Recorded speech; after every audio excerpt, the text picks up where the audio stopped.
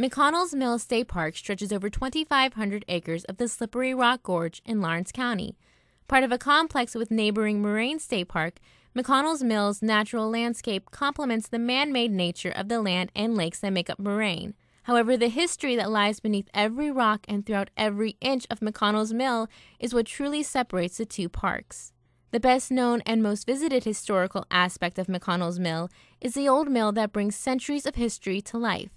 But the building visitors see today is not the original mill built in 1852. The then Forest Mills was built by Daniel Kennedy and uses a flour grinding operation powered by a water wheel. When a fire destroyed the mill 15 years later, Kennedy held strong and rebuilt his mill. Assistant Park Manager Jeremy Wreckage explains, from that point on, the mill passed through many hands before becoming the McConnells Mill we know today. Ended up coming into the owners of the McConnells. McConnells actually ran it and updated the mill with the rolling mills and the new Samson turbines and replaced the water wheel and actually modernized the mill with a lot of different technologies that were just kind of coming around at that time. The land was eventually reverted to the Western Pennsylvania Conservancy, and then from there it became McConnells Mill State Park. Now, as visitors walk through the old mill, they can see for themselves some of the old machinery used in the original working days of the mill. Step-by-step diagrams of the flour grinding operation set up with matching machinery allow visitors to imagine how the grain traveled from one part of the mill to its final destination. They can also read about the people who put a lasting handprint on the mill. The park's environmental education specialist, Natalie Simon, says thanks to the recent replacement of the turbines, visitors now receive a first-hand look at how the mill works. Well, over last winter, the state installed a new turbine, so the mill is actually running again. Before that, they had done some demonstration, maybe up till about 10 years ago, with an original turbine that finally gave up and the warranty had expired.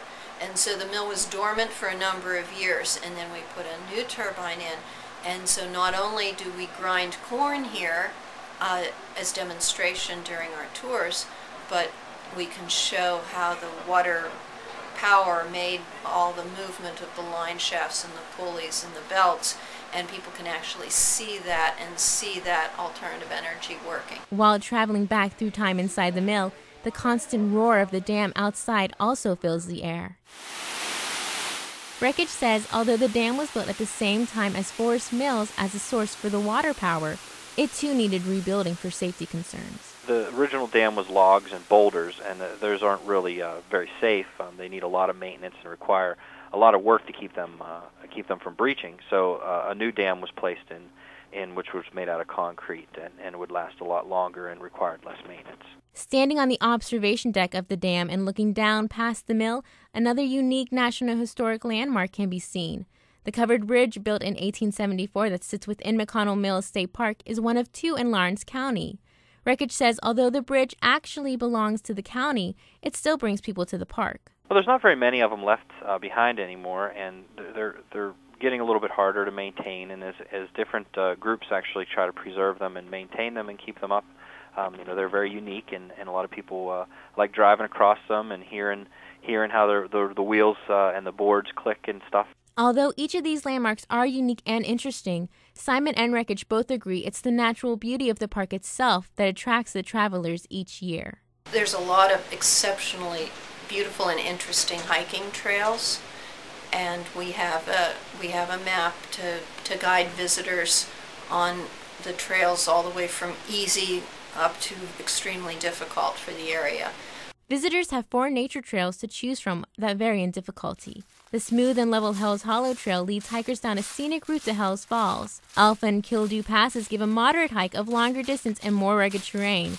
And for a real challenge, hikers can follow the Slippery Rock Gorge Trail that eventually leads down into the deepest part of the gorge. Wreckage says no matter which trail you choose, it's always a good idea to be prepared.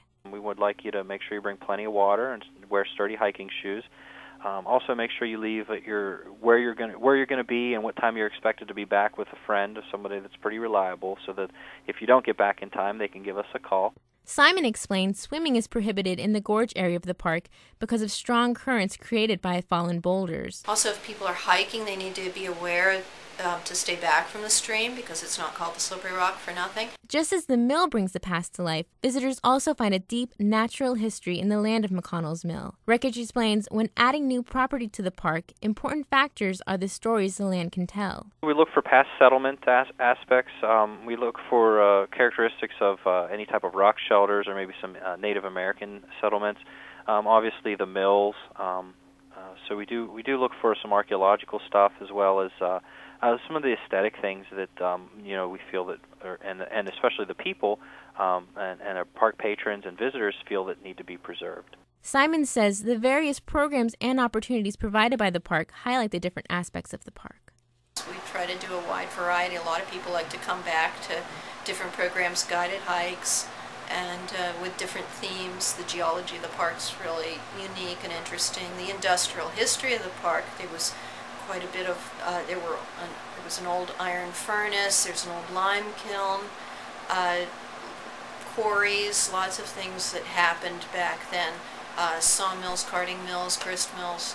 There was a whole lot of action in this valley, and there's still traces of that, and so the history is fascinating. Simon also says with so much to offer, the park receives a wide range of visitors.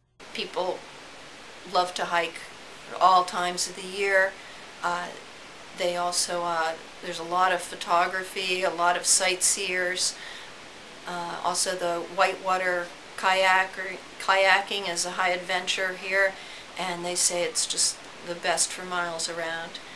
And rock climbers, we have 2 climbing areas in the park, and so they're always busy with people rappelling and rock climbing. Whether visiting to learn more about the rich history that lies with the land and buildings of McConnells Mill, or just to enjoy the scenic glory of western Pennsylvania, McConnells Mill State Park offers each and every visitor a new and exciting experience. I'm Allison King for Titan Radio News.